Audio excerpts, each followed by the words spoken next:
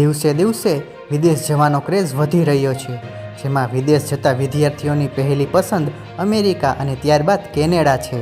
વિદેશ જતા વિદ્યાર્થીઓમાં ગુજરાત ચોથા સ્થાને આવે છે. વિદેશ જવાને લઈને વિદ્યાર્થીઓમાં અનેક પ્રશ્ન હોય છે.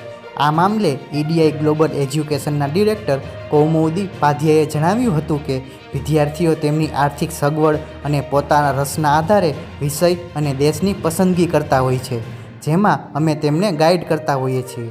સામાન્ય રીતે ગુજરાતીઓ સૌથી વધારે અમેરિકા અને ત્યારબાદ કેનેડા જતા હોય છે.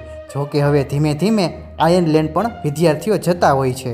આજે વિદ્યાર્થીઓ મોટી સંખ્યામાં વિદેશ જઈ રહ્યા છે.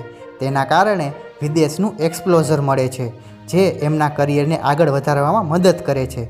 વિદ્યાર્થીઓ તેમના કમ્ફર્ટ ઝોનની બહાર નીકળીને સારા કનેક્શન બનાવે છે, જે તેમને આગળ જતાં કારકિર્દીમાં મદદગાર સાબિત થાય છે.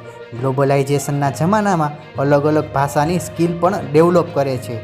એક નવા કલ્ચરમાં ઢાળીને પોતાને સ્વતંત્ર રીતે કામ કરવાની ક્ષમતા પણ વધારે છે. અમુક વિદ્યાર્થીઓ જ્યારે સારી ડિગ્રી લીધા પછી સારું પેકેજ ન મળે તો પોતાની જાતને અપગ્રેડ અને સારા પેકેજ માટે બહાર જતા હોય છે.